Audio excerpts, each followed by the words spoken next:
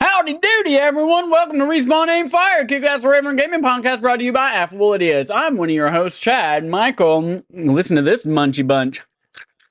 And this Discord probably cut it out, but you'll get it on the recording. We've also got here our regular co-host, Adam. Put that thing back where it came from. Also, help me, Gumbert. How are you, Adam?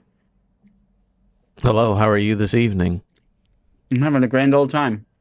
It's like that grand old flag, that high-flying flag. Forever in peace may you wave.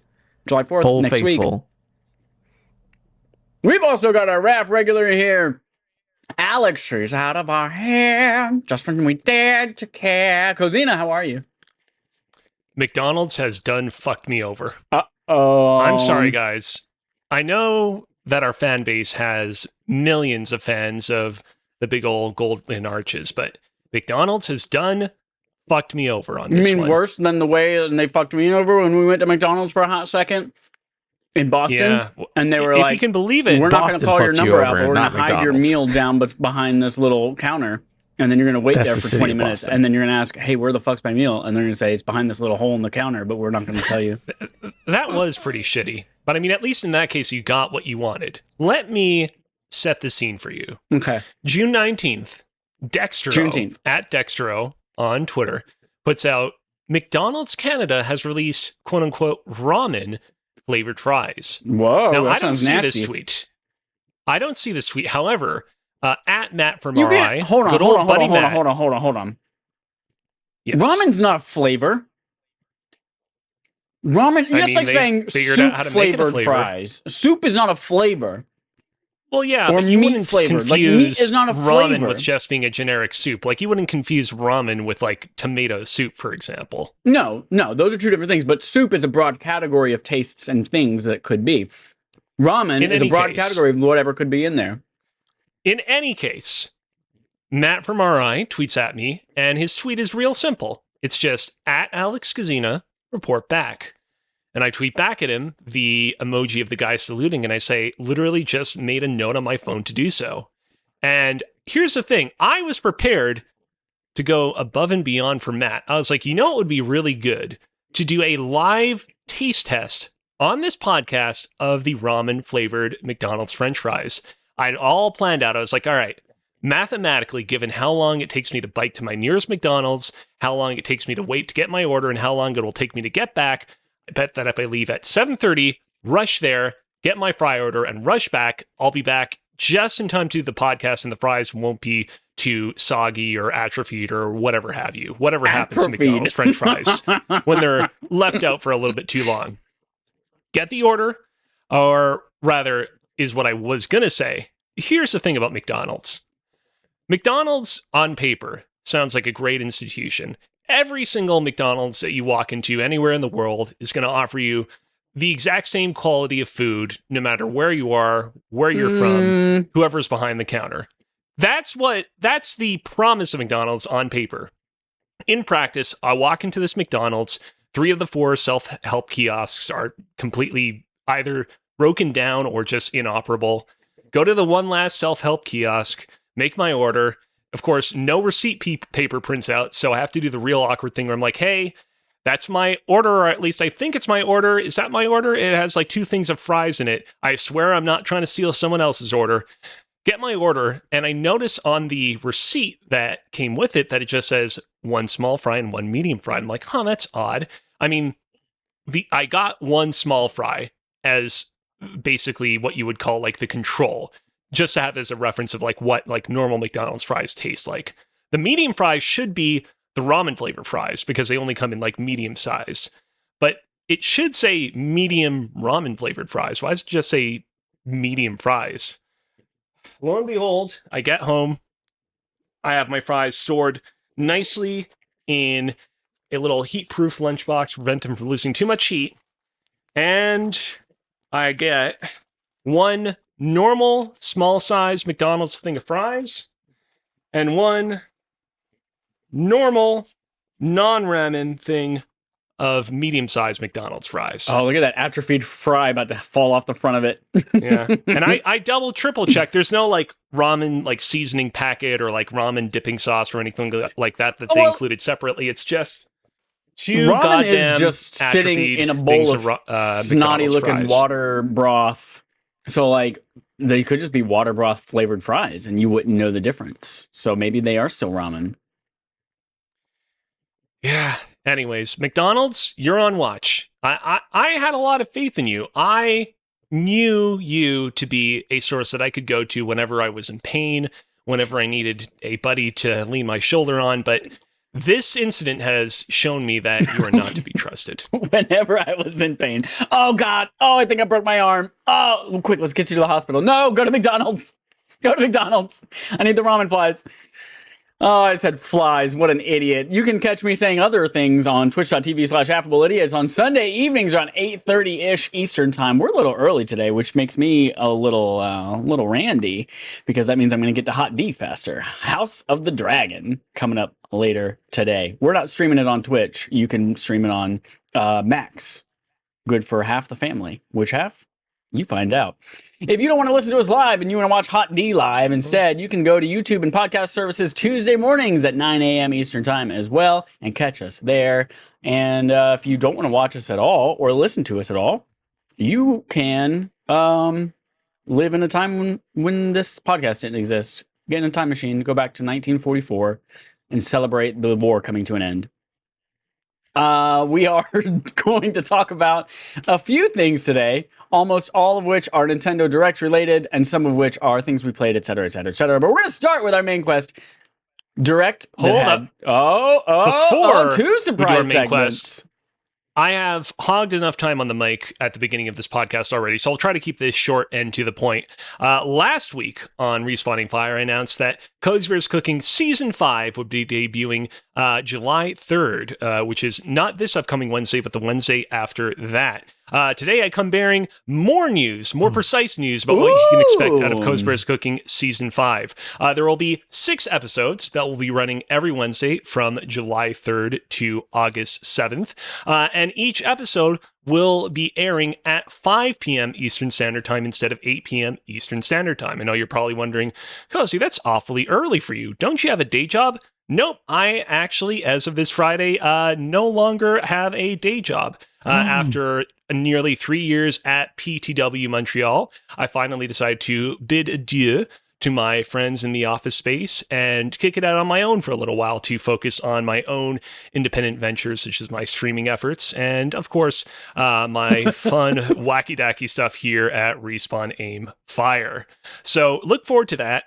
And one last but incredibly important detail.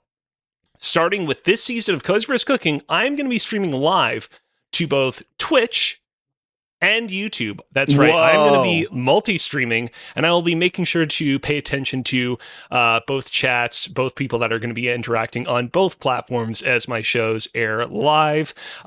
It's very much one of those things where, like, you know, I want to be as good as I can possibly be at the streaming game, and YouTube's a little bit of a blind spot for me, so this season is going to be an opportunity for me to really get to know the platform a little bit more.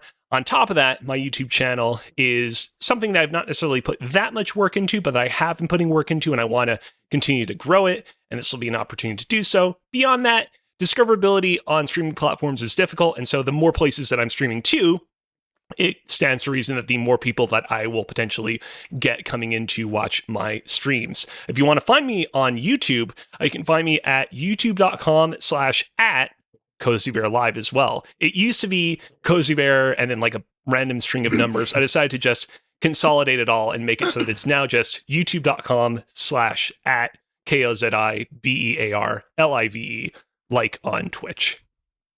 Dope. Cozy, I'm excited for you and your new journey. I'm also very curious. Tell me more about Smoke Meat Pete. Smoke Meat Pete. So you mentioned you were leaving your job at PTW Montreal. I heard PETW, and I Googled PETW Montreal. And the very first thing that comes up, and in fact, almost all of the first page of links are all about something called Smoke Meat Pete, which is apparently a restaurant in Montreal. But it's It was not what I was expecting to see when I googled Where is PETW this? Montreal. Smoke meat Pete. Is this? Okay. And the I'm looking. logo is a devil with a guitar penis and a wiener on the end of it, dripping fire. I have to show the kids at home. Let me do this live. So here's the thing. This restaurant, Smoke Meat Pete, which I literally have never heard of in my life until just now, is located on an island on the southwest shore of Montreal called Notre Dame de Ile de Perrot. And I'm not even joking, and no disrespect to anybody that lives there. Notre Dame de Ile de Perrot might as well be as close to like the center of Montreal as like Hawaii is to like the mainline USA. Like, if you're going to Notre Dame de Ile de Perrot, it's because your plane crashed on the way to the Montreal airport. This is wild. That's not correct. Hawaii is so far away from the continental United States that it's not correct. I'm sorry, it's not. By the way, yes, it's weird. He has a guitar with a pitchfork at the end, and it looks just like a penis, like Chad said. Someone drew this in MS Paint, 100%. And it's a penis. And their like defense of it is, oh no, he's roasting the wiener over the fire. I was like, yeah, right. No, he's coming fire. He's the devil and he's coming fire through his guitar penis. As the devils want to do. I'm joking in my comparison of it being as far away as Hawaii is to continental US. You said it. Geography. You said it. Own it, Alex. Own it as a geography master. But legitimately, speaking of geography, the island that this restaurant is on, nobody would consider it part of Montreal. Don't confuse it as part of Montreal. We don't want it. But you do want Pete smoked meat Pete. You want that? I was going to say Pete's smoked meat, but that is probably still the same thing. Direct had that 24 release date Cozy was so sure of. This comes from Adam Bankhurst at IGN. We've got a ton of games here that we're going to kind of just rattle off, and if something strikes your fancy, you butt in and you say, that strikes my fancy, and you tell us why. Otherwise, it's not all of them. I cut off some of the stuff that was really, really dumb, but we can blast through the stuff that no one cares about. Blast through. The Funko Pop game. Oh, it's in here.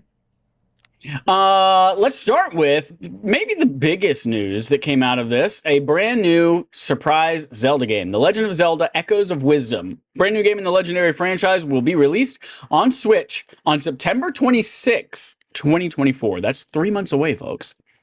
Furthermore, this new game will feature Princess Zelda as the main character, and Link and other people from Hyrule have gone missing after strange rifts have started appearing. Zelda will have to work with a mysterious fairy named Tri to use the power of the Tri-Rod to create echoes, imitations of things found in the environment.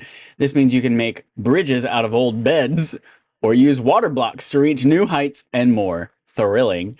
Tell me about your thoughts on Zelda Echoes, Zelda Wisdom of Echoes. First off, Echoes of Wisdom. Congratulations, Chad, on successfully drafting this game onto your Fantasy Critic. Good job on that. Did I? I couldn't remember what I tried. I tried to. We'll get check to this in a second. Now. I tried to Scooby-Doo my booby-boo. Okay, you're going to say anything else, or you're just going to let the audience wait here while I Google things? Yeah, I think they're having a good time watching me eat these atrophied Adam, fries. what do you think about Zelda Echoes of Wisdom? I like that they brought back that art style from the Link's Awakening remake. So, that's a cool art style. Fun way to bring that back.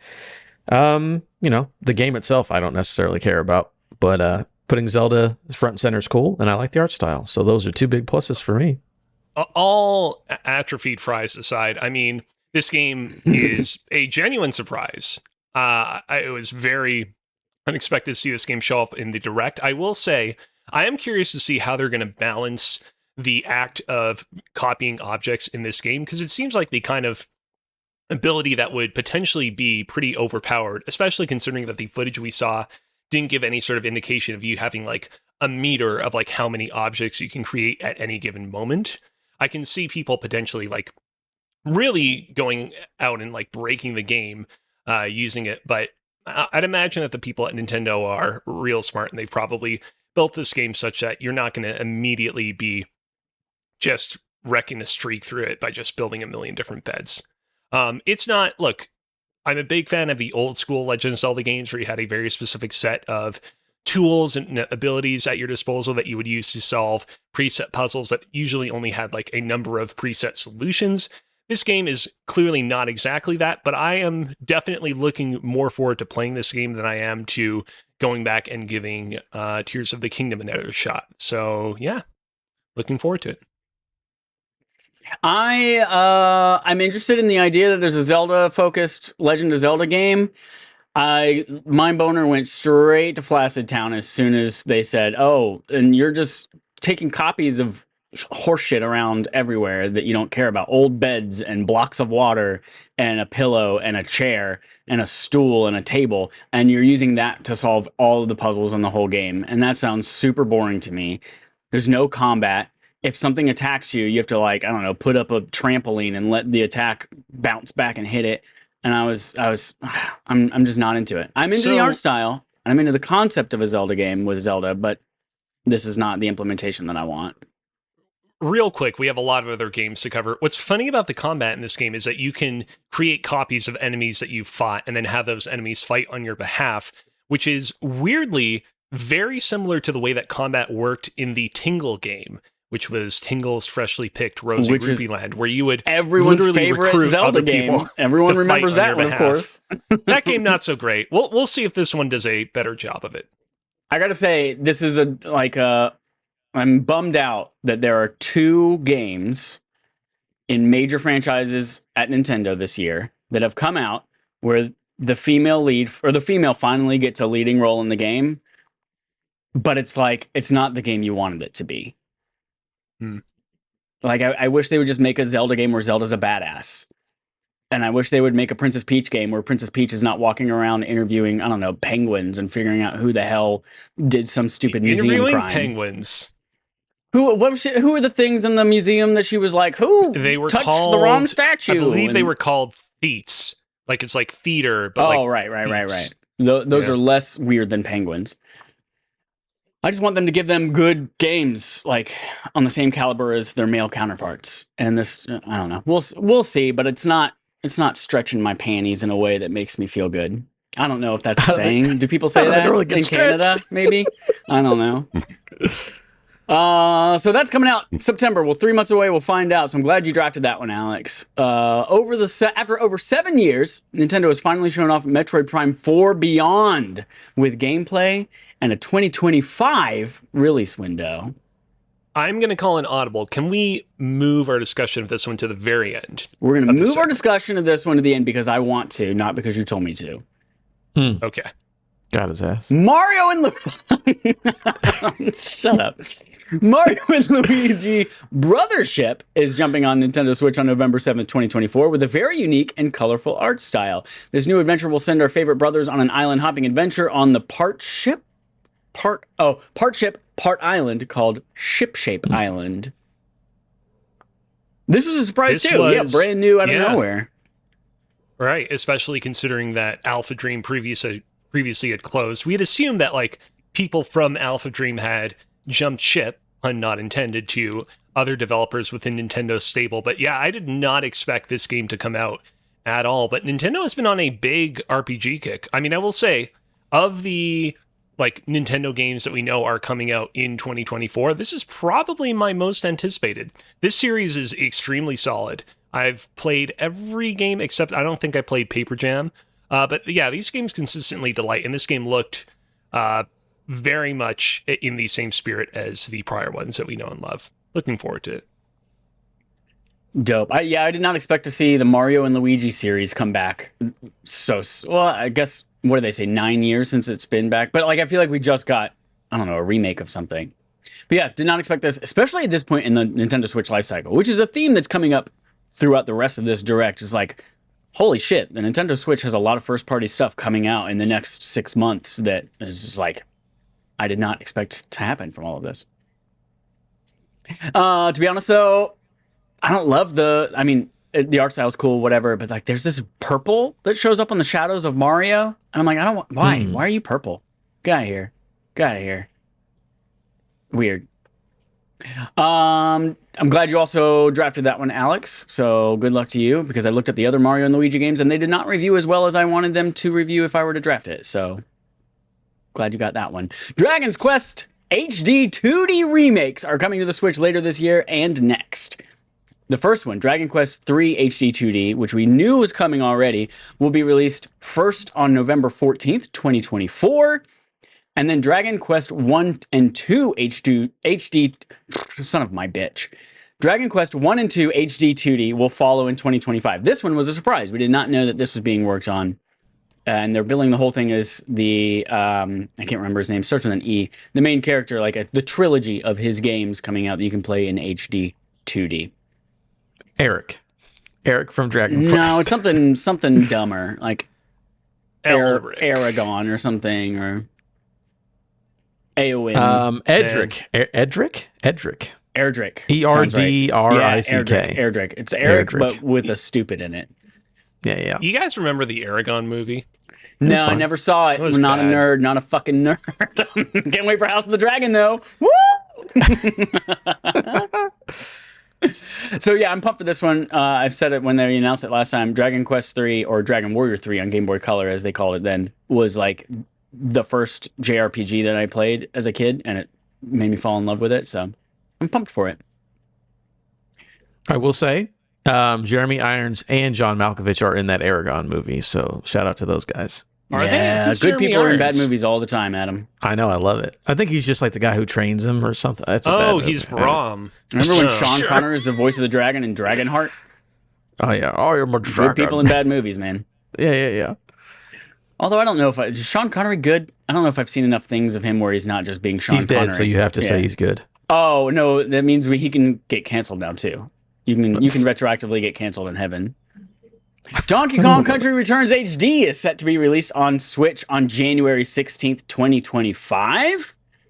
We also didn't know this was coming. A little remake of the Wii game. Yeah, it's good that this game is finally available on more consoles other than the original Wii and 3DS. This game's good. I feel like Tropical Freeze tends to overshadow it, but Returns is just as solid. It also includes the 3DS specific levels in it. And of course the visuals have gotten an upgrade. As upgraded as you can get for Nintendo Switch, which is another theme through all of this. Is like stuff looks I'm tired of Nintendo Switch being super underpowered. I'm ready for these games to like make me not want to puke when I look at them visually. Like I want straight lines to look straight instead of having jaggy aliasing all over it. I want circles to be circles instead of like octagons. I'm ready for shit to look good. We'll get to it. There's a game at the bottom of this list. I'm like, ooh, this is clearly the worst looking version of this video game. Wow. Okay. Super Mario Party Jamboree is headed to Nintendo Switch on October 17th. Spooky 2024. It'll take players to an enormous island resort and feature 5 new game boards, 2 boards from previous games, and over 110 mini-games, a Koopathlon mode that supports over 20 players, and so much more. Bro, is it wild that there's like 25 Mario Party games and they just keep putting them out? Yeah.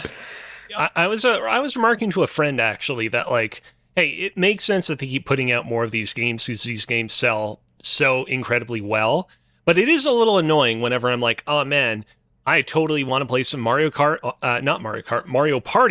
on the Switch, and everyone's like, oh, do you have Mario Party? Do you have Super Mario Party? Do you have, like, now that there's multiple Mario Parties on the Switch, it does make the process of coordinating and setting up a multiplayer session a little confusing. Despite that, this game looks good for what it is, but yeah, I kind of, in a very selfish way that's not at all like reflective of what Nintendo should be doing business-wise, I wish that each Nintendo console only had like the one Mario Party game. So when someone asks, hey, do you want to play Mario Party on X console, you know exactly what they're talking about. Here's the thing, though. A Mario Party game is any Mario Party game is a good time with the right people. So it doesn't matter which game you end up playing. Although there are better ones than others, but... I'm talking more the issue of like, you have Super Mario Party, your friend has the Mario Party that came out after that one. Oh, yeah, it's well, fuck. Like, do you have Mario Party Superstars or do you have Super Mario Party? Right, exactly. Stoop. V-stoop. Marvel vs. Capcom Fighting Collection Arcade Classics brings X-Men, Children of the Atom, Marvel Superheroes, X-Men vs. Street Fighter, Marvel Superheroes vs. Street Fighter, Marvel vs. Capcom Clash of Superheroes, Marvel vs. Capcom 2, and The Punisher to Switch.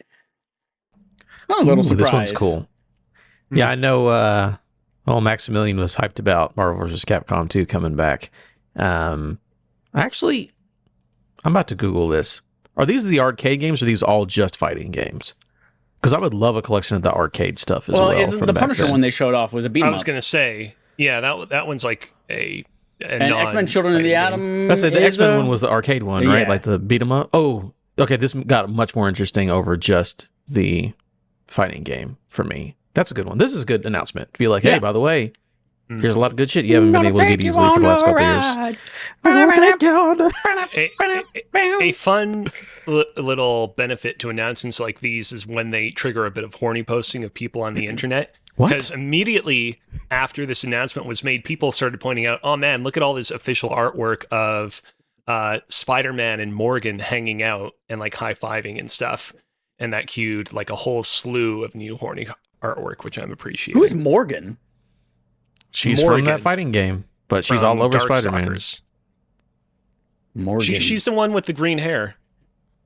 Spider-Man be crushing. How do I-G-A-N. Oh, Morrigan. Gotcha. Yeah. I was like, if I just Google the word Morgan, that's going to come up with nothing. There's Maybe a lot Morgan of people Freeman named Morgan. Yeah. Okay, gotcha. Yeah, she's like if Rogue the Bat, or Rouge the Bat, sorry, in Sonic the Hedgehog turned into a anime titty girl. Yeah, pretty much. Okay. Cool. Yeah, that's cool. Great. Not coming to Xbox, apparently. That's a big old stink going around. Yeah. Yeah, I'd seen that. By the way, Children of the Atom is a fighting game. So that's okay. Yeah, I'm looking at the list right now of what's on that collection. Were you bummed that the Lady Zelda game didn't get the good treatment? Don't worry, we've got one where you can play as 4 boy Zeldas. Who wants one girl when you can play as 4 boys?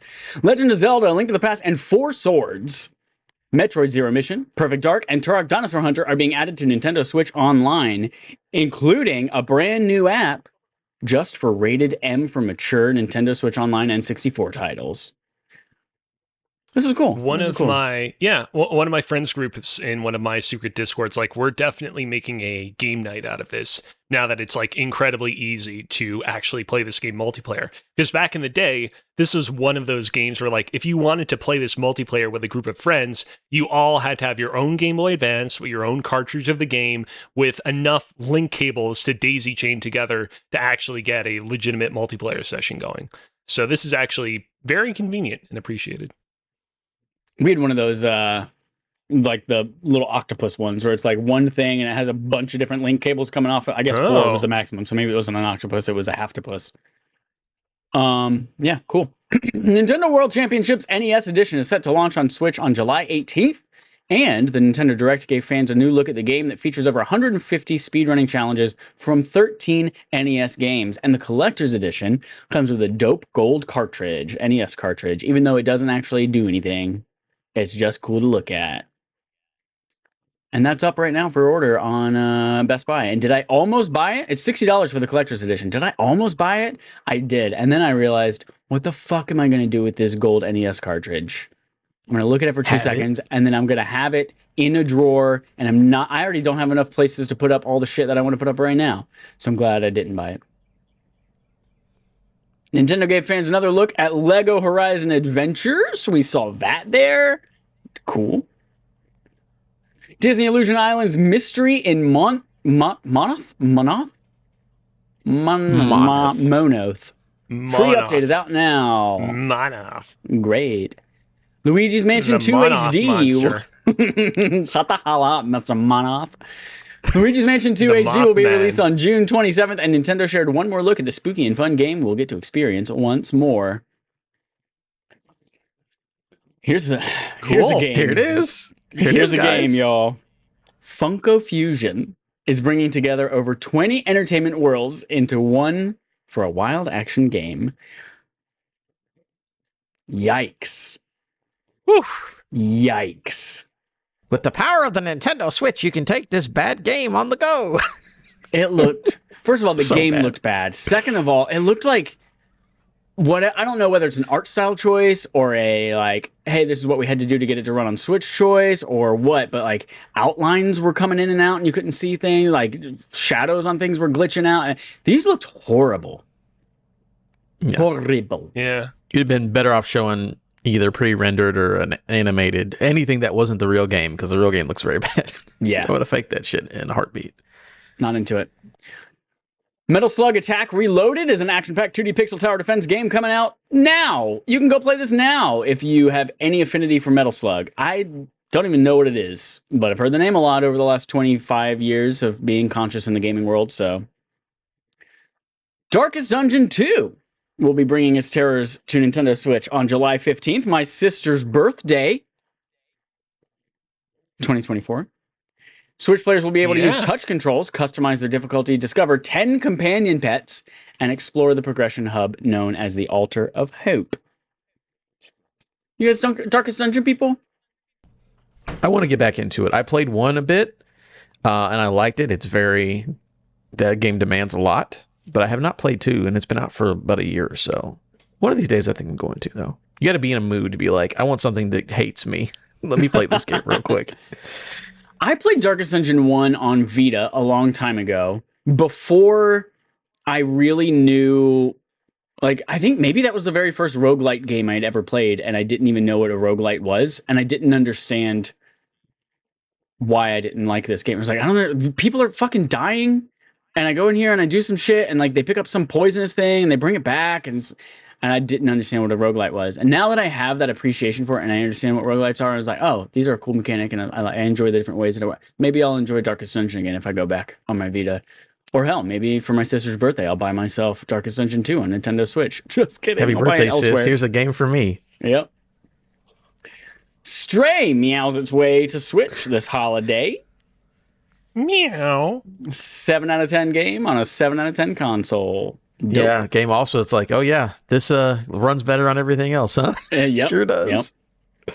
Just Dance 2025 will be dancing its way to Nintendo Switch in October of 2024 with 40 new songs. Ooh. Just Dance. I'm gonna eat my balls. Come on and flick my big tits. I actually legit wish that I actually knew the lyrics of that song by heart. I would do that at karaoke. Are those not the words? It's like 2 of the words.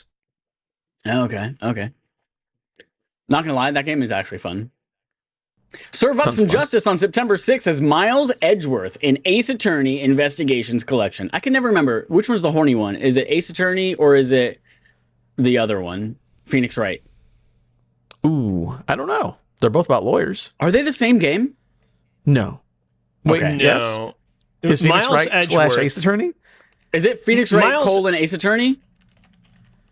I wish Ace anyone on Attorney this is a podcast name. knew Phoenix and Wright, could tell us, because Ace I'm pretty Attorney sure they're the same. trilogy. Yeah. Yes, that's that Ace- man. Fuck. It's the same thing. Attorney. And Is they're the name all of the horny. overall series. God, I wish anyone could tell us about it. But depending on the game, you play as different characters. Sometimes you're playing as Phoenix Wright. Sometimes you're playing as Miles Edgeworth. In this particular case, sometimes you're playing as older people from olden Japanese times. Horny old people who love whose it. names that I don't know because I've not played those games. But that's the situation. And are they horny, or am I misremembering something? Or is there a similar game that is not called Ace Attorney or Phoenix Wright that is horny? I can't remember. They have a lot of nice looking people, but they're not as overtly horny as some of Capcom's other franchises. Yo, so we've got Miles Teller, right? We've got Miles Phoenix Wright. Edgeworth, he's edging. Miles He's edging. Edgeworth. We have Phoenix Wright, and also a man. What was his name? I just lost it. A man named Apollo Justice. There's a lot of attorneys out here doing their so thing. the idea is that eventually at some point, like Phoenix Wright aged out of being the guy that they could put on the face of the franchise, so they brought in Apollo Justice to be like the new guy, and they made Phoenix Wright like the mentor character, basically giving him advice. That's basically what they did. Mm-hmm. Interesting. Okay, so I know this isn't like scientifically the most. You Googled Phoenix Wright I horny. just Googled what's the horny lawyer game. Okay. First result, Okay. the Ace Attorney Wikipedia page. Well, Second So result. not the Phoenix Wright games themselves, but the Wikipedia series. page. Hold on. The second one is a Reddit post called The Horny Do Process on r/curated Tumblr. And I didn't click the link, but the little like first sentence that tells you a preview of what's on that page, it says, people constantly underestimate how horny and how gay the Ace Attorney games are. So I think we're right. Yeah, you nailed it. Yeah. And then I close that tab, and there's the horny Batgirl from Darkstalkers. Okay, cool. My Google history today is... so yeah, there was some more stuff shown off, but it was mostly not what we're talking about. Oh, Metroid Prime 4 Beyond got itself a little reveal trailer. Alex is eating his ramenless fries. It's wild to push it back just for him to sit there and be eating whenever we get to it. Fucking A, that's man. Crazy. Fucking A. Okay, so here's the thing. Obviously, I have a lot to say about this. Right off the bat, I have a question for you guys. Okay. What did you guys think of this trailer? Of the trailer? I thought you could have been showing me, I don't know, a segment from Metroid Prime Remastered or Metroid Prime 2. There was nothing in this trailer that showed me this is different than any other Metroid Prime game you've ever played. You're going to turn into a ball. You're going to shoot some enemies with your energy cannon, and you're going to scan a puzzle. And I do that in all the Metroid Prime games. So this trailer did nothing to get me excited other than let me know it's still alive and breathing. Adam, what did you think? Oh, I didn't watch these because I don't care about anything in this direct. I did see it in 5 and 10 second increments. I'm like, yep, that's Metroid Prime. That's about all you saw. I mean, they showed us 5 or 10 seconds of scanning and rolling into a ball, and that was it. So nothing for me. I have very complicated thoughts on this reveal trailer. This reveal trailer went over extremely well amongst the Nintendo faithful. It was all people could talk about the day after it debuted, with nary a peep of people online being like, oh man, I don't think this trailer is all that good. I think that this is a good trailer, but I also think that it is a very effective trailer for the specific purpose that it was going for, and that purpose being, after 7 years since we last heard about this game, effectively communicating to us, the fans, that, hey, Metroid Prime 4 is real, it is an actual real game with actual gameplay, and it is something that you want to play. We have all been in situations before where we're heavily anticipating a certain game's release, and we've not heard about it in years, and then it's finally revealed, and it's not what we expect it to be, and the internet boils over. It's something that the Metroid franchise itself has been guilty of. You look at Metroid Prime Federation Force, for example. We went many, many years during the 3DS and Wii U era being like, oh man, Nintendo's going to have to put out a new game for one of these consoles at some point. And they finally unveil Metroid Prime Federation Force after 5 years of waiting, and everyone's like, what the fuck is this? This is not what we want. This trailer very much felt like a response to that sort of a situation. It very much was like, hey, people have been wondering if this game exists, if it is a Metroid Prime game. We need to sell people that this is straightforwardly, yes, a Metroid Prime game. And I think that as a consequence of that, the game, the trailer that we saw, admittedly doesn't really have a whole lot of new content, doesn't really showcase in what ways this Metroid Prime game is going to be different from the prior Metroid Prime games, how it's going to really feel like a game that is 13 years removed from not even that, 17 years removed from the last game in this franchise, how this game is going to feel like a modern 2024 game, as much as it can be that on the original Switch's hardware. And so, yeah, the thing is Chad, I know you're probably expecting me to be like, how dare you not like this trailer? But I totally kind of understand where you're coming from. I think this trailer was very, very light on new content, and I think that served its purpose very well. But I think that when we finally get our next trailer for this game, the onus is on the folks at Nintendo and Retro Studios to not rest on their laurels. I think the onus is on them to really deliver a follow-up, a proper reveal trailer that really does a deep dive into, okay, this is why Metroid Prime 4 is going to be a real special experience. And I will say, I've watched a lot of videos on the trailer. I've watched a lot of analyses. There are some interesting tidbits and details and Easter eggs in this trailer that hint at some potentially pretty cool stuff. I was watching this one analysis just earlier today that was pointing out how the first thing that you see in the trailer is a date. Typically, Metroid games, or trailers for that matter, typically don't start by showing the date. And it's like, why would they start by showing the date in this one particular instance? There has to be a reason. And people were pointing out there's an old interview where one of the producers on the game was saying, I'd love to make a Metroid game where time travel is like a central concept of the game. It's like, oh, are we showing the date at the beginning of the trailer because we're trying to establish this is where we are at in this particular timeline, to then later segue into a reveal of you're going to be able to travel between timelines. There's a lot of cool stuff, but I feel like we need to wait for the next trailer for this to really fully lock in on what might be a potentially really great Metroid experience. As it stands, this trailer's solid, but I understand being like, felt a little basic. Yeah. Don't get me wrong, I'm hyped for this game. Just trailer didn't show me anything new. And part of that might just be because Metroid Prime Remastered looked so fucking good for a Nintendo Switch game that, like, Metroid Prime 4 looking almost exactly the same to me, I was like, oh, again, this could have been any of the games. But yeah, I'm excited to see. I'm excited for them to reveal what's the new thing. You know, for Metroid Dread, it was Emmy and those fucking bots. For Metroid Prime 3 Echoes, it was the fucking Dark Samus and the different energy beams. And it was like, oh, that's the kind of shit that was like, this is what makes this game interesting. What? Metroid Prime 2 Echoes. Oh, sorry. Metroid Prime 3 was Corruption. Yeah, that's when I had Dark Samus, right? Echoes was... both 2 and 3 had Dark Samus. Okay. 3 well, that's the cool had shit. Phase On, hyper mode. Anyways, gotcha. Yeah, that's what I'm excited for. Like, show me what makes this one interesting and different than the rest, which they've got until 2025 to do. Before we wrap up here, any last thoughts on the Nintendo Direct as a whole? Had way more content in it than I was expecting. I mean, I didn't know that I would, quantify this one as being as good as the Xbox showcase that we saw a week or so back, but very solid overall. Yeah, I've kind of mentioned this a couple times in here. Like, for the fact that we're going to see Nintendo Switch 2 sometime in the next 9 months, because they're before the end of March next year, they've already said that.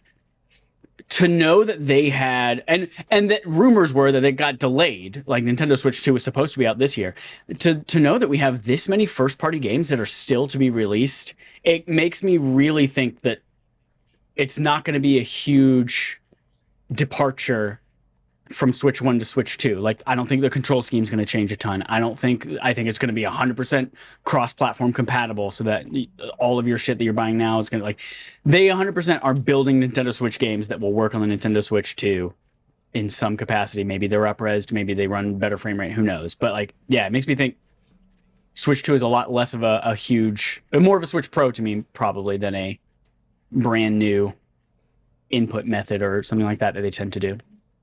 Yeah, no, I wouldn't be shocked if it was like one new gimmick, but it's mostly the same but more powerful.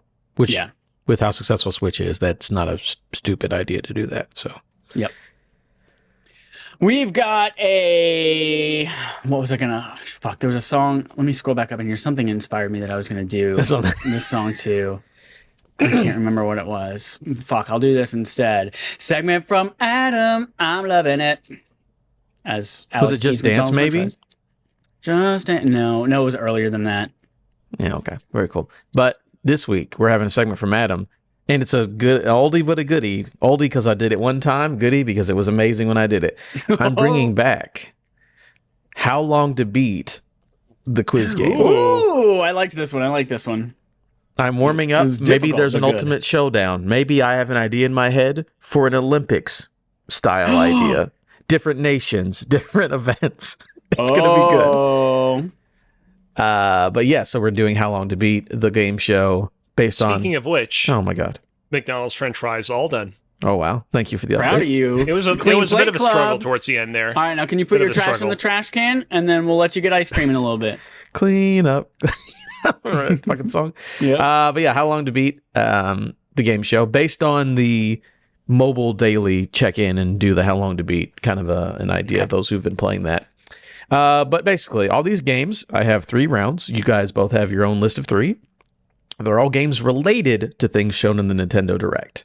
Oh, related. Okay. Not exactly, but there's... And if I remember correctly, you did this one time, and I fucking nailed it. Like, You did kill won some by of those, a lot absolutely. in this one. Yeah. You did. So for those who didn't listen, so How Long to Beat's a website where people put in like this is how long for main, this is how long plus main plus side, completionist, and it's a collection of data that says, like, if you want to play a game, this is how long it should take you, basically. So there are 4 categories. There is the main, how long it takes to beat the main quest, main plus sides, completionist, and then the user score. So these are the 4 things that you need to get, and you're going to guess them and try to get as close as you possibly can. Let's say Last of Us 2 is 18 hours. You're trying to guess and get as close as you can in 18 hours for main quest. Well, you understand how this works. Yeah. Every round, I'm going to tell you if you're within 5 or 10. So you're going to have 1 round of guessing. I'll tell you if you're in 5 or 10. Then you can change it, keep it the same, and then you'll get your final score, how close you are to the actual number. Everything is rounded down. So if it was 10 and a half hours, it's actually 10. You have 1 power up this time. Since I'm giving you the within 10, within 5 every round, I don't need to give you multiple power ups, I don't think. So you do get 1 reveal, which is you have 3 questions. 1 time, I just give you an answer. Be chosen at random. Hey, I don't know what this one is. Here's 1 answer. Figure out the rest of your answers based off of that. If there's a tiebreaker, I do have the same one from last time saved up. Okay. For a tiebreaker in case we need one. But anyways, there are 3 rounds. Round 1. Calling this one, Let's Keep It Fresh. Ooh. And we're going to go back and forth. So, Cozy, you're going up first. We got announcement for Metroid Prime 4. And it's like, what time, in the Metroid series, maybe they tried different and fresh ideas to keep things not the same. So this is a game in the Metroid series that's not a mainline Metroid, you would think. So I need the how long to beat information for Metroid Prime Federation Force. Well, what's tough about this one is Federation Force is literally like the only Metroid game I've not beaten. It's that game and the pinball game. So it's just under 10 or under 5? No, you're giving me how long you think the main quest is, how long you think main plus sides, how long is completion so, is, and how like long is last your time. score. Yeah. Got it. Mm-hmm. I'm going to say main quest is 12 hours. Okay. Main plus sides is 14 hours. Mm-hmm. Completionist is 16 hours. Okay. And the final, remind me what the final one is? The user score. So people on how long to beat rate the game. User score is going to be like, I'm going to say like 61. 61. Okay. I will let you know. The main, just the main quest, you are within 5. Okay. Main plus sides, you are within 5. Mm-hmm. Completionist, you are within 5. And user score, you are within 5. Okay. So do you want to change your answers or do you want to keep them the same? You know what? I'm going to lower every single score by exactly 1. Okay. Oh. All right, I'm typing these in. By the way, guys, keep your own score. I'll tell you the scores as we go through. Just keep a thing of that. Okay, so that's locked in your final answers. The main quest for Metroid Prime Federation Force is 10 hours. You guessed 11. Ooh. That's 9 points for you. Again, write these down as I'm going, please. 9 points for that one. Main plus sides is 14. You went from 10 to 9 points on that. You were spot on, but you moved down 1, which is fine. You still have 9 plus 9. Completionist run is 18 hours. You guessed 15, so that is 7 points for you. And the user score is a 65. You guessed a 60, so that's 5 points. So what is your total after 1 round? 18 plus 7 is 25, 30. You have 30 points. There you go. Chad, you are next up here. Your game, keeping it fresh. We're going to go based off of Zelda. That's already kind of a fresh, a cool idea. You get to play as a different character and all that stuff. But I'm going to go ask you how long to beat information for Triforce Heroes. Oh, how long to beat Triforce Heroes? Mm-hmm. We just and again, tried you do to have play one this reveal. within the last year. Couch co-op with Matt and Dallas. Uh-huh. Lord, whew. Getting Dallas's Nintendo account information plugged into that 3DS we bought him. Zelda Triforce Heroes. I'm going to say... No, you can't Google the information that you're looking I'm not. Well, you can see me typing in the doc. I'm just typing the name of it in the doc. Zelda Triforce Heroes. I'm going to say main quest... 11. Okay. Main plus sides... is 18. Okay. I'm sorry, wait. Sorry, I got those mixed up. Completion is 18. Main plus sides is 14. Okay. And then user score is a 77. Okay. Main, you are within 5. Main plus sides, you are outside of 10.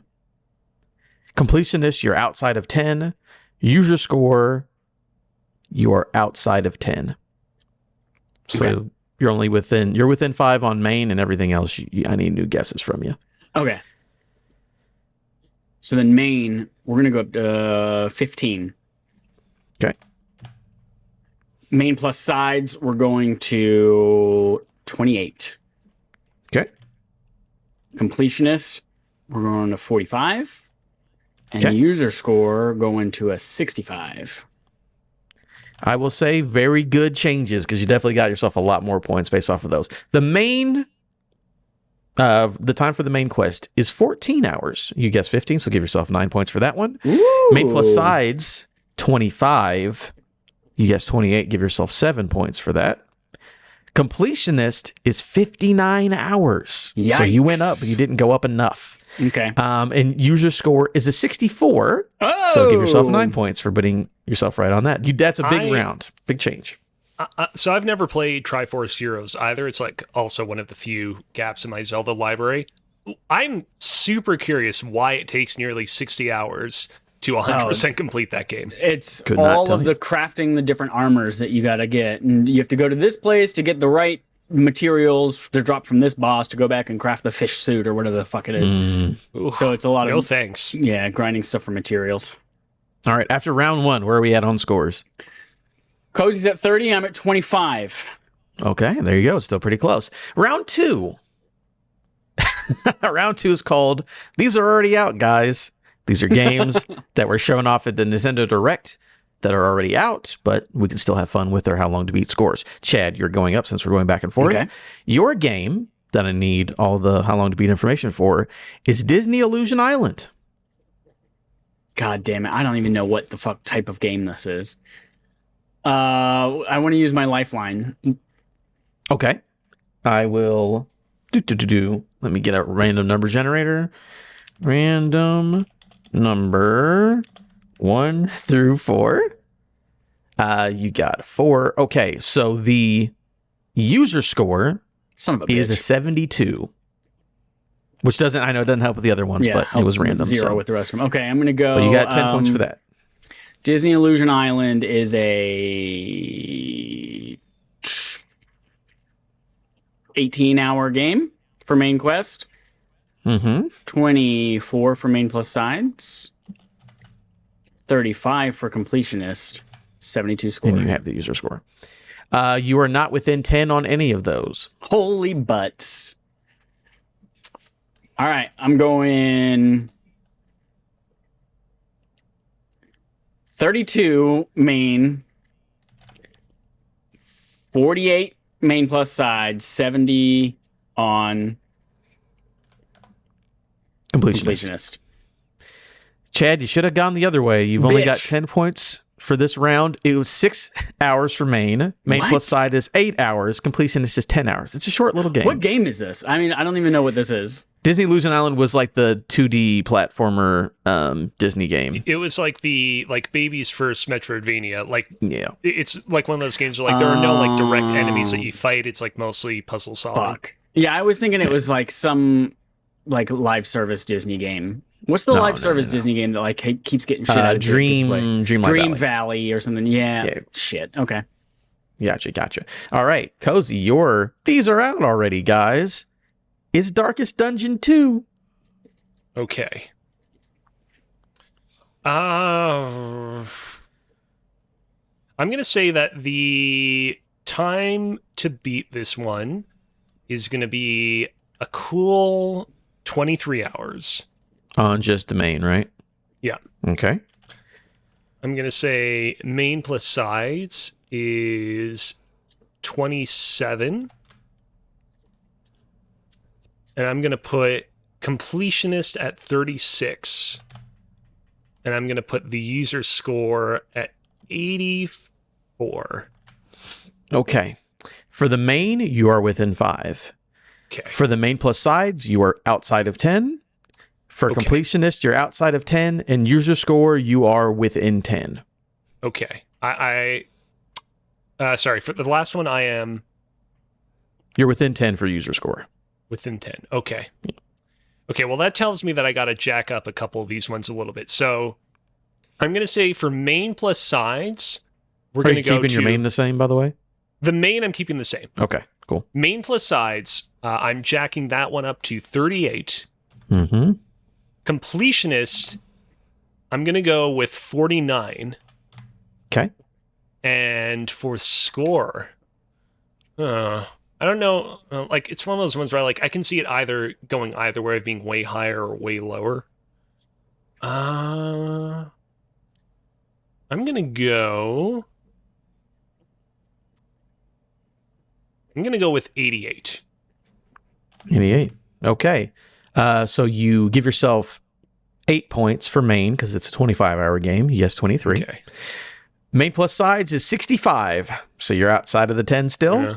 Completionist, 114. Whoa! So you are not close to that. User score is a 74. So you actually moved yourself Wow. away. So you get 0 points for Ooh. that. So total, you get 8 points for the entire round. Damn. Good. Gave And me this some is room one to of those catch up. games... Yep. I hear about this game like quite a lot. Like, I know people like this game and play this game. I didn't... Yeah. Improve your Cozy's got knowledge. 38 right now, and I've got 35. Oh, look. Oh, It's anybody's dude, it's game. so close. I love it. All right. Yeah. The last round, unless we have the final bonus round. This round 3 is called Who's the Best Mario Brother? They showed us a Mario and Luigi, a new game. I wonder if you guys know how long to beat for some past Mario and Luigi video games. Cozy, you're up first. So Mario and Luigi, Bowser's Inside Story. That's your how long to beat Ooh. quiz time on that one. Inside Story. This is a game I've played a few times. I'm very fond of. What's tough with a game like this is like you want to like try to put your personal bias, like your personal ability to complete this game quickly at the door, so you can kind of properly evaluate how you think how quickly you think other people are able to complete it. I'm going to say for main, I'm going to put this at 16 hours. All right. I'm going to say for main plus sides, we're going to go 20. I'm going to say for completionist, we're going to go 24. Okay. And you know what? Second time's a charm. I'm going to go... Actually, I'm going to go one higher. I'm going to go 89 on this one. By the way, you do have your one reveal power-up left, but if we go to overtime, you could use it in the overtime. No, I'll just use it now. Okay, I'll give you one of these randomly. Number 1, so you will get main. Bitch. Just so you know, the main is exactly 22 hours. Okay, that's longer than I thought. But that is very helpful. So now that I know that the main is 22. Well, let me give you your how close you are, and then you can change them. Okay. But you do Sure. have main for sure. So, main plus sides, you are within 10. Completionist, you are outside of 10. And for user score, you are within 5. Okay. I'm going to bump up the user score to 90. Just a flat 90. Okay. For main plus sides, what did I say originally? You said 20 originally. 20. Well, I'm going to bump that one up to 20. I'm going to bump that up to 25. Okay. And then for completionist, I originally said 24. 24. I'm going to bump that up to 31.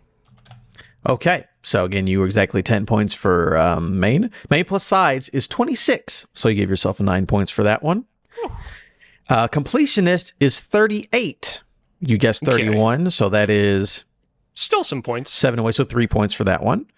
And the user score is an 84, so give yourself, if you're 6 away, give yourself 4 points. Yes. Yeah. I'm a little surprised because like Bowser's Inside Story is the game that like fans of the series look to as like the definitive Mario and Luigi experience. It's always a little bit weird when you actually look at these user reviews and they're not as glowing as you would think them. Tell you, man, that's why I didn't draft it. If that's the good one.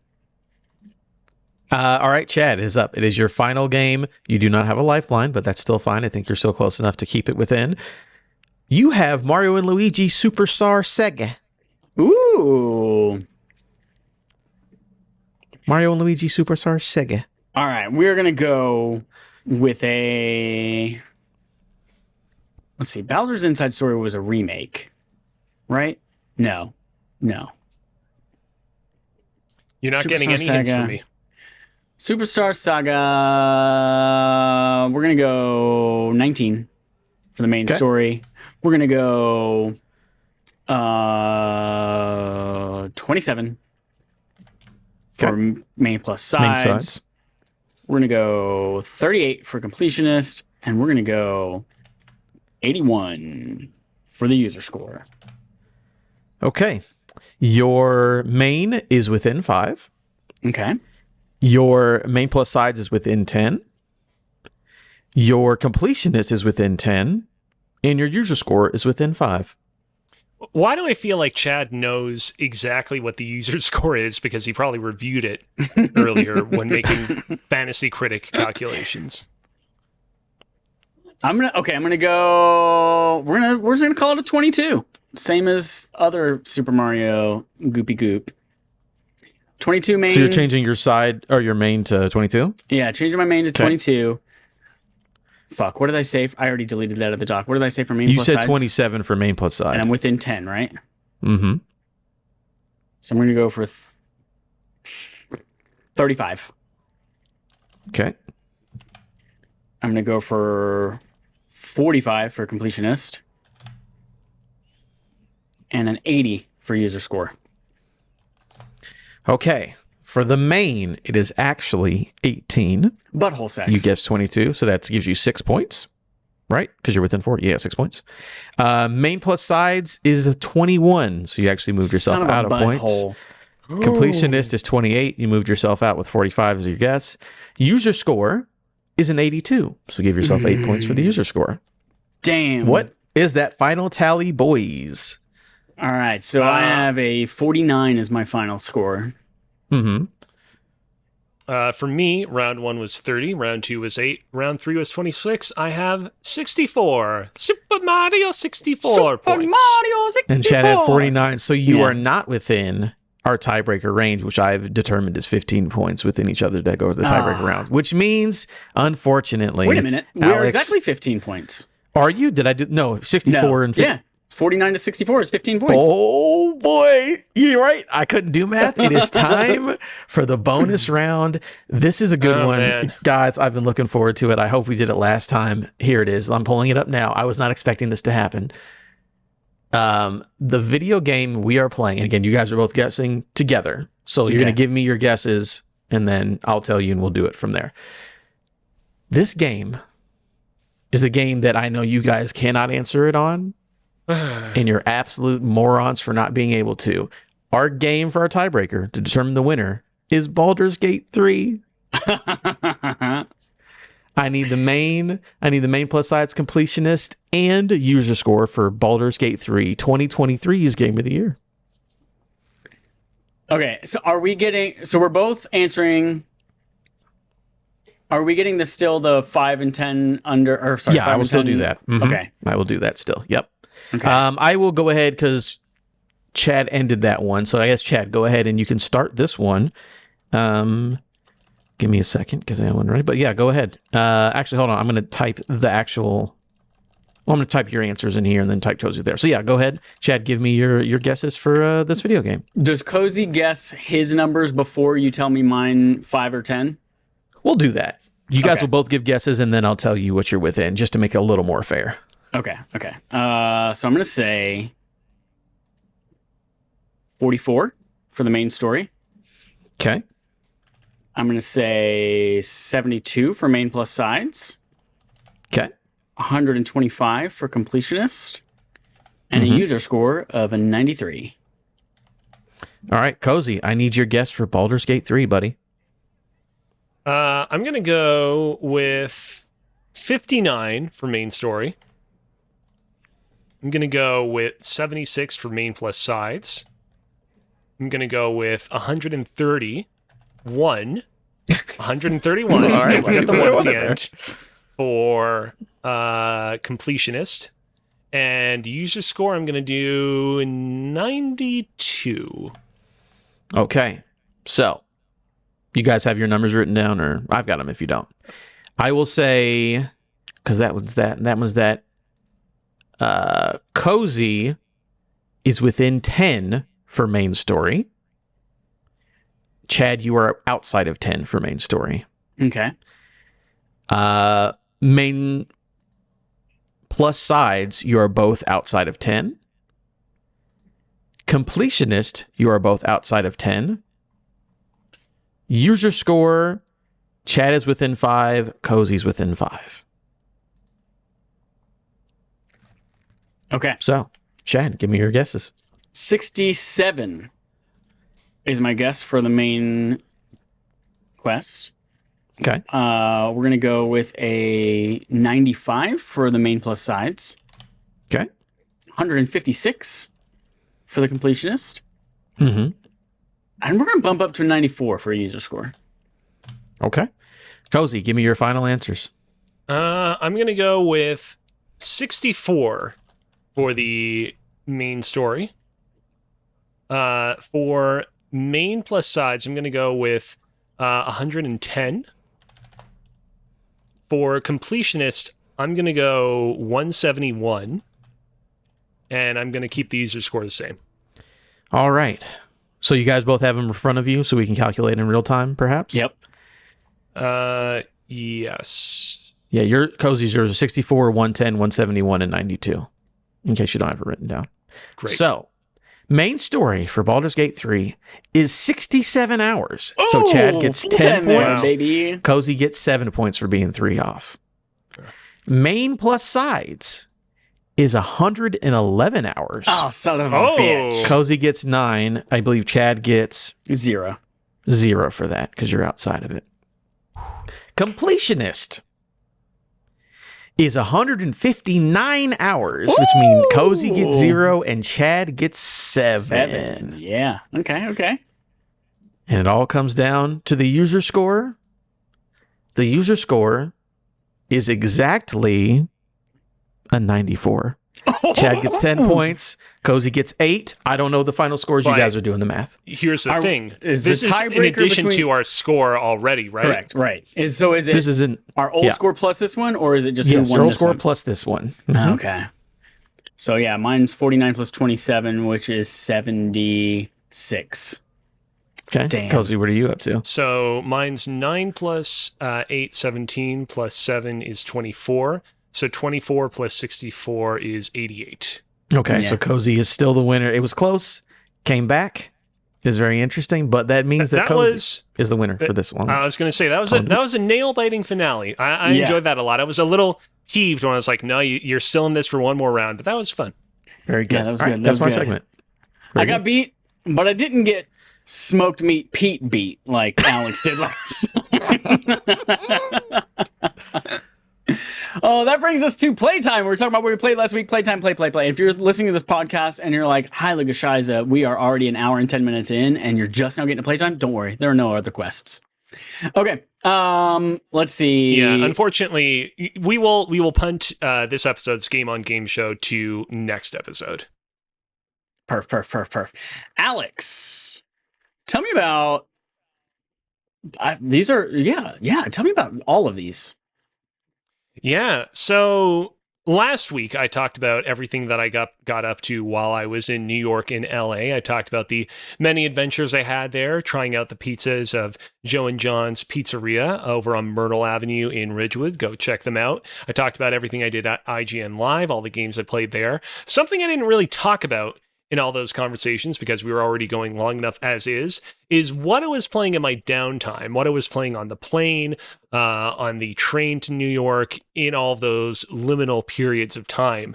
And the answer to that is a little game by the name of Pokemon Emerald Rogue. Ooh. So chances are you might have heard of a game called Pokerogue, which is out now, which is a PC fan-based Pokemon game that basically takes the core Pokemon mechanics and reimagines it in a roguelike setting. Pokemon Emerald Rogue is basically the same sort of situation, except it's entirely done within Pokemon Emerald's engine and is sort of limited to the sort of constraints of that particular game. The reason why I wanted to play this game first as opposed to Pokerogue, even though the latter is popping off more right now, is I wanted a game that I could play on one of my handheld consoles while I was on the trip. You might remember how when I went to Europe last year, I was playing Pokemon Unova Emerald, which was a ROM hack of Pokemon Emerald that brought a bunch of new mons into it. And this is sort of a similar situation where I could ROM hack one of my easy flashcards to be able to play this on my DS. And so, yeah, I was off to New York and off to LA playing this on my DS on the go. It is a fun little time. I think if you're already playing Pokerogue right now, I don't know that you'll necessarily find a lot more in this game that Pokerogue doesn't already have to offer. But Pokemon Emerald Rogue is really solid. It definitely takes a lot of the kind of mechanics of the Pokemon games I'm already intimately familiar with as a longtime fan, and definitely forces me to kind of like use them to their fullest and puts me in interesting situations where I'm using Pokemon and combinations of items and abilities that I never necessarily would have had to use had they not been delivered to me randomly in a roguelike setting. I would say definitely go check that out. Again, if you want more of that lo-fi experience on the kind of Pokemon Rogue concept. Cool. Can I mention one thing related to that? Yes. I just want to get this out into the world, and I hope that it resonates with a lot of people. Fuck you, William Caxton. Yeah. Fuck William Caxton. So in 1425, for people, go ahead. In 1425, the very first use of the word rouge appeared, according to Oxford English Dictionary. In 1489, 64 years later, William Caxton says, you know what? I'm going to make up the first word rogue. And I'm going to say 64 years later, let's make it look just like the word rouge, but you always have to guess which one is like, where's the you go? And fuck people up for the rest of time. So fuck you, William Caxton, for making the word rogue look just like the word rouge, and they're weird. Stop it. That's it. Okay, so I want to just say, full disclosure, when you said that guy's name, I thought for a moment that you were referring to the fact that one of the original creators of Pokerogue apparently left the community in a bit of a huff a couple of weeks ago, and there was a bit of controversy surrounding his release, because apparently he's like a fundamental Christian, and like he had been secretly imbuing some of his like values into Pokerogue and doing a lot of weird stuff that the community didn't find very agreeable with. Every time a Pokemon evolves, it doesn't. It just goes to bed, and God creates a better version of it. Well, so there was like some weird stuff where like you have like Pokemon like the Gardevoir line, where it's like a bunch of psychic Pokemon that gradually evolve into more feminine looking forms. And there was like a weird thing where like if you have like a male gendered Ralts, which is like the youngest version of that evolutionary line, it can't evolve into a Gardevoir because it's like you can't have a male Pokemon looking like a female Pokemon or weird stuff like that. I wonder why Pikachu did the Hail Mary to me whenever I beat him in combat. Anyways, so that's the main game I've been playing these past couple of weeks. I've been very busy working on respawning fire stuff and also obviously Coastbear's cooking stuff. So I haven't had a chance to like play too many new things. However, I did spend a night checking out some of the new content in Astro's Playroom. I don't know if either of you have had a chance to check this out so far. I have not. Basically, the main thing that they added to the game was they added an entire new section of the Labo where you can earn new models of like all the new PlayStation peripherals that they've released in the time since the game's release at the start of the PS5's life cycle. So you now have a model of like the slim PS5. You have a model for the adaptive controller. You have a model for the PlayStation, the new PlayStation VR 2 and its associated like peripherals and whatnot. And the other thing that they added is the ability to go and find some new astrobots. I was trying to think, like, what are they called? Oh yeah, astrobots. The ability to find some new costume astrobots out in the world. However, they are apparently doling out this content piecemeal. Right now, if you go into the game, the only new astrobot that you can find is an astrobot based on Lady Maria from Bloodborne. I believe that she is available in, what is it, the GPU jungle, the Renderware forest, one of those places.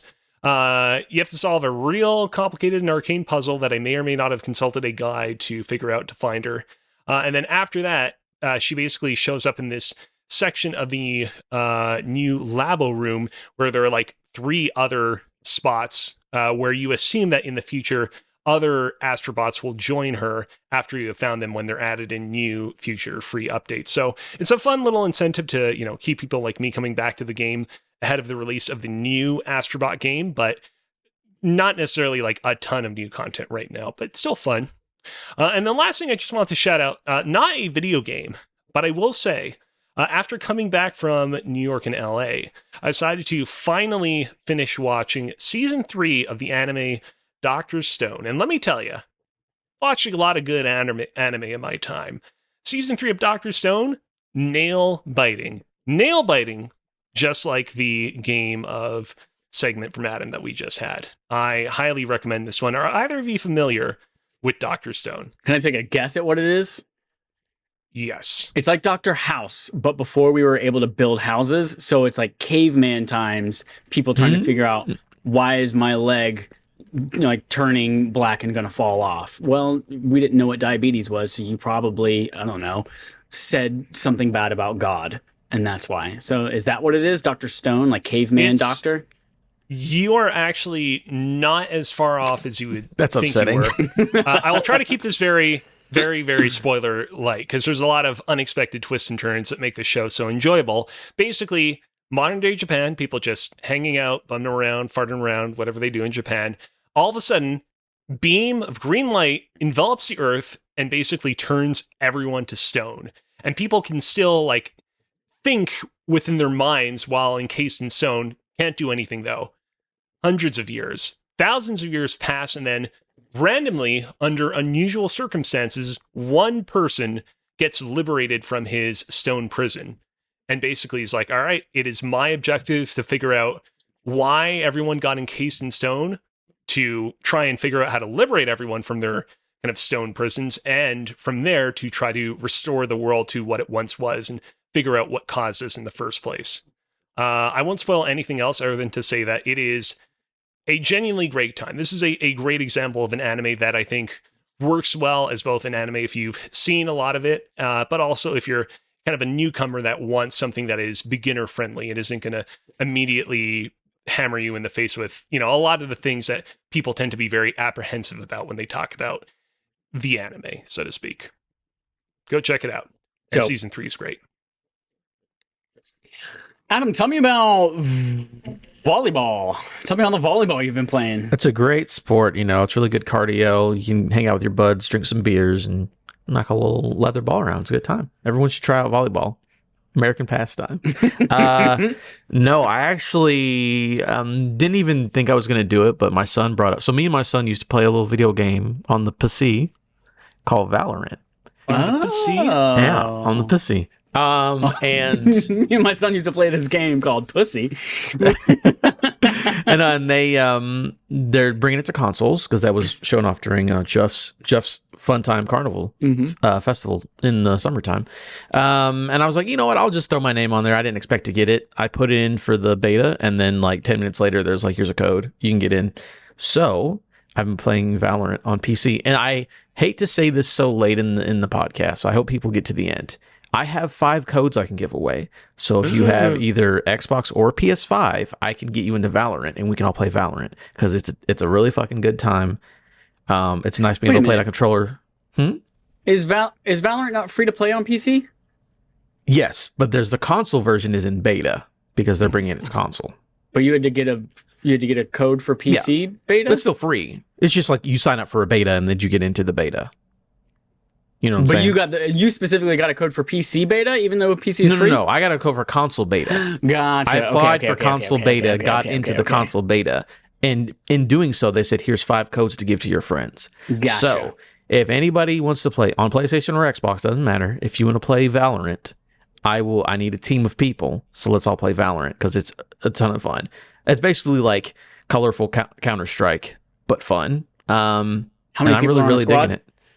Yep, yeah, 5 people on a squad. Everyone's got their which is why you ultimate have 5 abilities. codes. Okay, cool. Yeah. You know, you buy your weapon. It's Counter Strike. It's like there's a buy phase and but it's a good time, and especially not having to learn how to shoot on mouse and keyboard, because obviously you can do it, but like that first week is gonna be, you're just gonna get destroyed.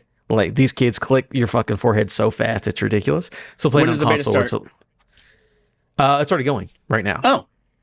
It is actively going, and then they're like, we're going to end the beta when the game's ready to launch. So until How would you then, like people to reach out to you if they would like a code to play with you? go to me on Twitter at Adam Gumby and be like, hey, I will play with you. I'm like, here's a code, bud. Get in. It's fun. Perf. So, yep, and have a good time. And if you have, I have Game Pass. So because remember, I think 2 years ago, they did a deal with Riot where like, if you have Game Pass on PC or Game Pass, something like that, you get everything in Riot for free. So I have every character unlocked already. I get like plus 25 XP bonus because I had Game Pass. So good time. Jump in there with me. I'll give you a code if you want to play Valorant so we can kill some kids and plant the spike or whatever. It's a good time. Dope.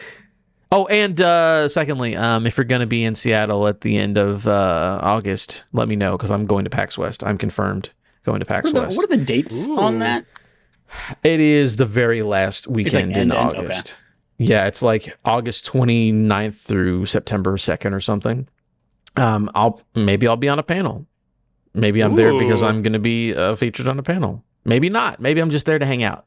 But I will be at PAX West for anyone who's out on that side of the country. And that's it. Not much else. Cool titties. I've got just a handful here to talk about. One, I beat Destiny 2, everybody. You said it fucking last week. I did it for real this time, though. I did it for real. Inconceivable. So there's this final mission that unlocks after you beat the raid, the new raid that's like capping off the 10 years of Destiny. There's a final mission that unlocks as the first 12-person mission that they've ever done. Is it the mission where you fight the square? It's the mission where you fight something. And so they released that immediately after someone beat the raid for the very first time. This week they released the Grandmaster version of it, which is like the fucking hardest content in the game. And it's a 12-person, not match-made version of this thing. So you have to have 12 friends, or at least somebody that can get you 12 friends on the black market, which I had in Connor. And yeah, we did this, and it is fucking bonkers. The enemies are so hard, and 12 people running around is wild, but fun thing, everyone has Rat King. Rat King gets better damage and better reload speed, and it scales with every other person who's running Rat King at the same time, which is a little sidearm ring. And reload really fast. Because Rat King is a bunch of rats together, so they exactly. It's a bunch of rats that get all tangled up by their tails and become a big Rat King. So that was the secret trick that got us through the first half of that thing. And then turns out it's actually kind of easy to not wipe. Usually in Grandmaster content, if everyone on your team dies at the same time, or they are all dead at the same time, then you just fail the whole thing and you go back to orbit. But in this one, there are 12 people. So it is good. It is easy enough to stay alive since you have 12 people. There are tons of champions to keep getting revives back. And every damage phase for the final boss of this thing, everyone comes back to life, regardless of how many revives you have left. So that was a good old time. 12 people. I have 12 friends, everyone. I made it. Took me 34 years, but I did it. So yeah, I beat Destiny. Because I beat Destiny, that freed up a little bit of time for some other things, and I can finally play other games again. Speaking of, the last time I played Final Fantasy VII Rebirth was May 15th. I looked at my save file, May 15th. It has been over a month. I'm shocked you even did it in May, to be honest with you. Yeah. Well, it was the middle of May. That's when the final weeks of Pantheon came out in Destiny 2, and it wanted me to fucking drown myself. So yeah, I played a little bit of Final Fantasy VII Rebirth, just knocking out those last couple missions in Cosmo Canyon before I move on to Chapter 11, which is almost the end of the game because there are only 14 chapters. So we're getting there, everyone. 68 hours in, almost 69 hours. Almost nice. Just taking your time like a Werther's original. Is that a thing? Werther's Originals known for taking their time. I've never actually eaten one because I'm not 80, but I was going to say, you can't just like swallow a Werther's Original whole. You have to challenge accepted. On that thing. I will do it next week on the podcast. I did it before. It's fine. 2 more games here. Beat Saber. There was a brand new pack released on Beat Saber. There's a free pack of like original Beat Saber songs that are really cool. It's like 6 songs. Some of my favorite songs in the whole game are in this thing. There's one that's like a James Bond, Mission Impossible sounding thing. There's one that is like a fucking Lord of the Rings river dance almost kind of thing. There's a bunch of really cool stuff in there. It is also some of the fucking hardest shit in the game. Usually when new songs come out, I can jump in for the first time on expert and get an A or an S rating. There are a couple songs in this that I couldn't even finish. Like I couldn't not fail them jumping in on expert difficulty. I had to bump it down to 30% slower song, still couldn't finish. Had to go to medium difficulty. Or no, hard was right under expert. I had to go to hard difficulty to even finish it. But really cool shit. Getting back into it. And is Lady Gaga's Just Dance in that Beat Saber video game? There is a Lady Gaga pack. I don't remember what songs are in it. I know Poker Face is in it. And I know Rah, Rah, Rah, Rah. No, that's the same. No, is that a different song? I don't rember. I don't know what song that is, but... that's Bad Romance. Bad Romance. Sorry, Bad Romance is in it. And the last one I have here is Brawlhalla.